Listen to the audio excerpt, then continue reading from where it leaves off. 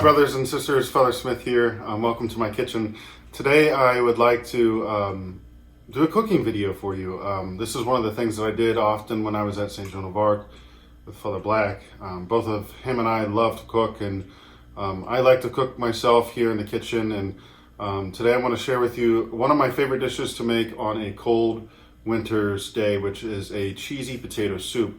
I discovered this recipe when I one day was at O'Charlie's and had their cheesy potato soup and fell in love with it. So I scoured the internet for a good recipe, and I finally found one, and today I would like to share that with you. So please stay tuned as we together cook this amazing soup for a cold winter's day. Okay, so some of the things that we'll be using to cook the soup: it's a crock pot meal, which oftentimes I love to do crock pot meals because it really makes the house smell really good throughout the day, and it's pretty easy to put together. So we're going to be using between 6 to 8 of the Yukon Gold potatoes. We're going to skin them and then cut them up into small chunks. We will use 2 pounds of Velveeta cheese. We will use a teaspoon of salt, a teaspoon of black pepper, a 1/4 cup of heavy whipping cream,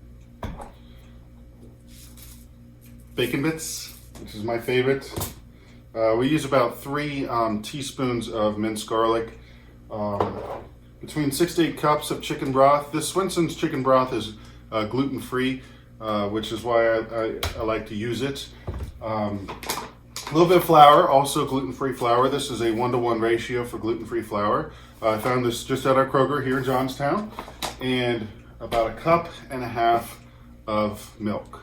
So it's pretty easy. What it does is we just put it all in the crock pot, and it cooks for about 6 to 8 hours on low, or 5 to 6 on high. So there are really 2 methods of doing this. The first of which is if you want to peel the potatoes. Of course, you don't have to wash the outside because the skin's coming off. But some people like to keep the skin on. I like to take about 6 to 8 of these Yukon Gold potatoes, and I peel them so I don't need to wash them off first. And then cut them up, and then we put them in the crock pot. And everything else goes in with it. So stay tuned. I have this handy little peeler that a friend got me when I was in Powell, because I like to cook with potatoes a lot, and this was one that they found at the store, and it worked well for them. And so they got me one, and what's nice about it is it really prevents one from cutting their fingers, which I unfortunately have a habit of doing when I'm cooking. So I try to be extra careful with it, but it's got a nice guard on it, and then it helps to peel the potatoes pretty quickly. You'll notice that I'm putting the potato peels in the sink, but I do take those out and throw them in the trash after I'm done peeling all the potatoes. You don't want to put the skins down your garbage disposal, because that could really cause a lot of harm. A priest friend of mine found that out the hard way, so I learned from his mistakes on that. So I'll be back with you after I finish peeling the potatoes. Okay, so now that we have the potatoes peeled, I chose to do 8 this time because they were a bit smaller, and I like to freeze the soup for eating at a later time as well. We're going to cut them up now, and make sure when you cut them up that you're using a sharp knife. This is a Shun Japanese knife that was given to me by my former pastor upon my departure from St. John's. So what I like to do first is cut it in half, and then half it again. And then we cut into quarters, basically making about that size for each of the potatoes. That way they cook evenly, but they're also big enough but not too small to where they get mushy in the soup, because you want a little bit of a bite with the potato, of course, cooked through. So I'll finish cutting these up, and then we'll go on to the next step. Okay, so once we've cut up all of our potatoes and they're good to go, we're going to go ahead and take them and put them in our crock pot. And then the next step, of course, is to cut up the Velveeta cheese. You don't want to put the Velveeta cheese in just a solid block, because it will take forever to melt. So we cut those up into squares as well, and then mix them in with the potatoes and the chicken broth.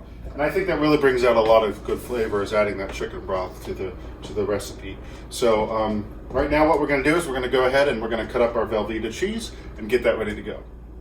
So as you can see, we have our block of Velveeta cheese here.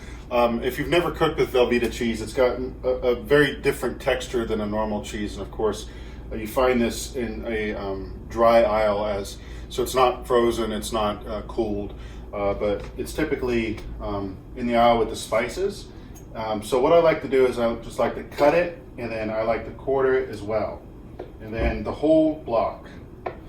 And then as you're done with each piece, you just throw it in, and then we add that with the chicken broth a little later after we get the whole block of cheese cut up. So I'll go ahead and I'll continue cutting up this block of cheese and get it in the crock pot, and then we'll go ahead and add the rest of the ingredients.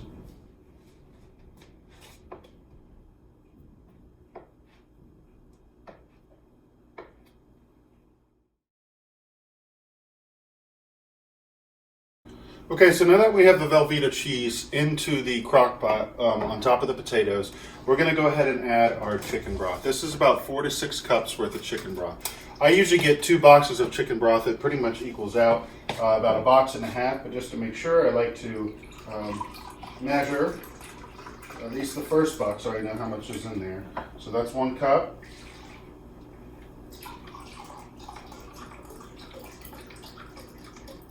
Two. 3, and 4. So a box is about 4 cups of chicken broth. So we'll go ahead and open up the second box, and we're going to add I'm going to add just 1 more cup, I think, just for the starters, and we'll see how it goes from there. We want a good consistency because what it does is the chicken broth adds flavor, but it also helps cook the potatoes and melt the cheese with the heat of the crock pot. Okay, so we'll be back when we add the next set of steps. Okay, so at this time, since we have the chicken broth into the crock pot, the cheese in the crock pot, the potatoes in the crock pot, we're going to go ahead and add our salt, our pepper, and our garlic. Salt is 1 teaspoon. I'm sure none of you have ever had a problem getting this open. So 1 teaspoon salt, and I just typically use a teaspoon that you find in your normal kitchen drawer. So a teaspoon of salt, teaspoon of ground black pepper,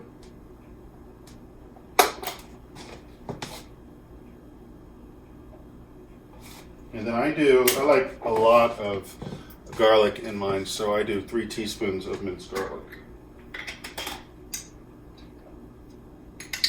And that's a little bit more than 3.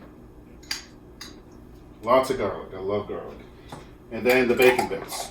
Now, my rule with bacon bits is just add them until you decide you don't want to add any more. So, lots of bacon bits. You can never have enough bacon. And then this is about 1/4 of a thing of bacon bits. So once we do that, we're going to go ahead and stir it all up, and we're going to put it on low for 3.5, or excuse me, on high for 3.5 hours, or low for 6 to 8 hours. And we're going to be stirring occasionally as the cheese melts, so as it doesn't stick to the bottom of the crock pot. Now the milk and the flour and the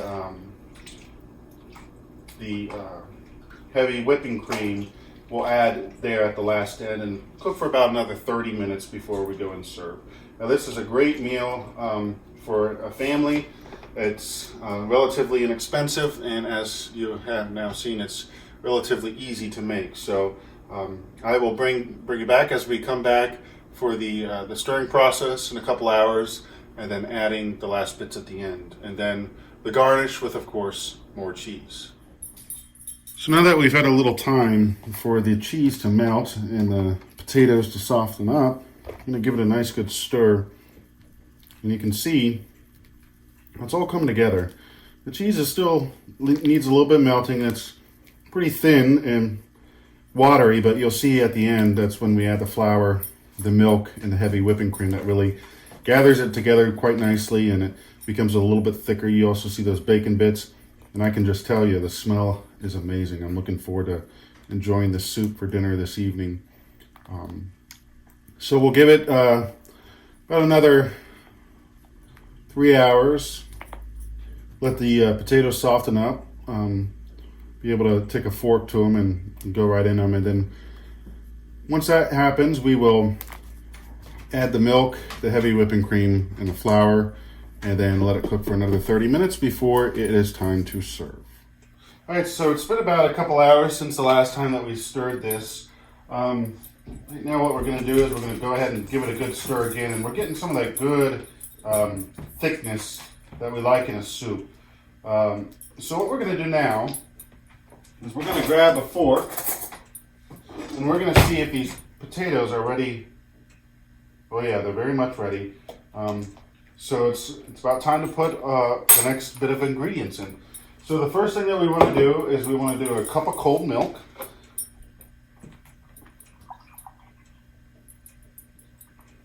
And you can see the dog is trying to assist. So we're going to do a good cup of cold milk. We're going to do a half a cup of heavy whipping cream.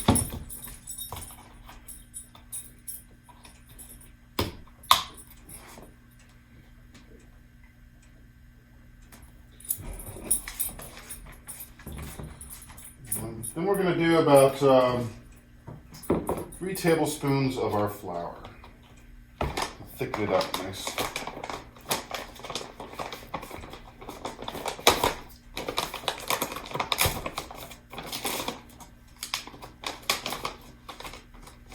And again, I just use a simple tablespoon from the kitchen here.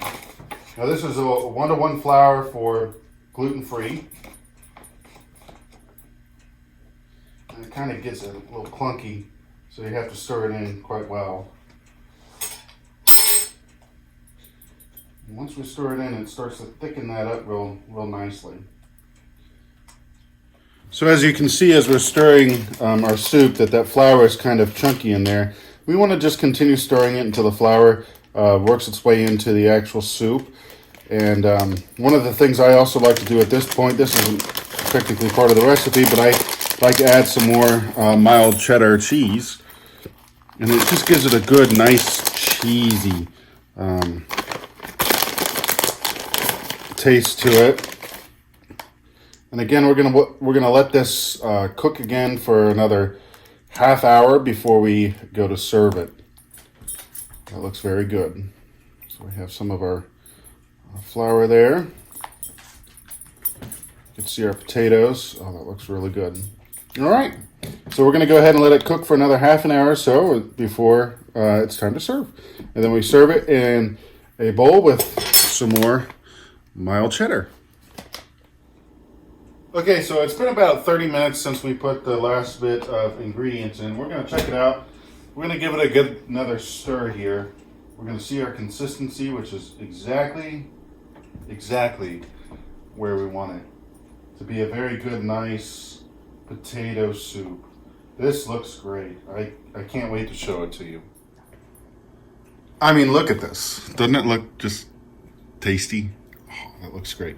So the next step, of course, is to plate it up, to add some more of our mild cheddar cheese, and to enjoy. Enjoy. Well, my brothers and sisters, I thank you for joining me today for this cooking show, if you will, for our potato soup. I hope you guys, if you choose to give it a shot, to let me know how it turns out. Now, for me, it's dinner time. Oh, that's very good. Enjoy.